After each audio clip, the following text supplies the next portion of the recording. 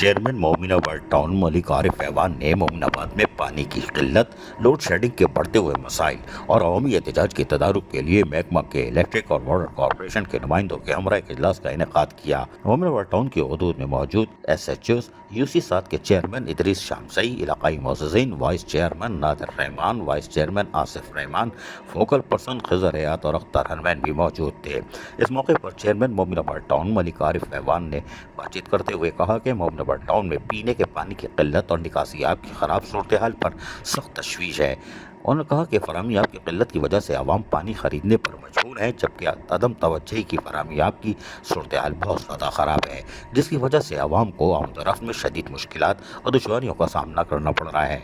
उन्होंने कहा कि इलेक्ट्रिक के नुमाइंदों से मुखातिब होते हुए कि पानी की सप्लाई के वक्त लोड शेडिंग ना की जाए, इससे पानी की सप्लाई में काफ़ी बेहतरी आ जाएगी और आवाम को पीने की फराहमी में हाल रुकावटों का खात्मे के लिए तरजीही बुनियादों पर मुश्तरका तौर पर इक़दाम करने की भी ज़रूरत है।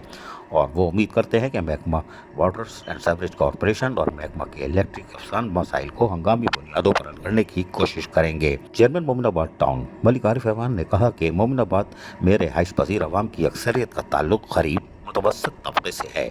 पानी के टैंकर खरीदना इनके साथ जुल्म करने के मुतरादिफ है। उन्होंने कहा कि टाउन इंतजामिया अपने वसाइल को परवेगार लाकर सीवरेज सिस्टम की मरम्मत और तब्दीली के लिए मुसलसल इक़दाम करती चली आ रही है, मगर सहूलियत की फराहमी के अमल में जब तक यूटिलिटी सर्विस फराहम करने वाले तमाम इदारे मुश्तरका तौर पर काम नहीं करेंगे, उस वक्त सहूलियत की फराहमी के अमल में कामयाबी हासिल करना मुमकिन नहीं। अजीज़ आरिफ, KBS बल्दियाती न्यूज़, कराची। ऐसी ही खूबसूरत वीडियोस फ्यूचर में हासिल करने के लिए रेड बटन पर क्लिक करके और बेल आइकॉन को प्रेस करके हम सबके सब्सक्राइबर बनना मत भूलिए।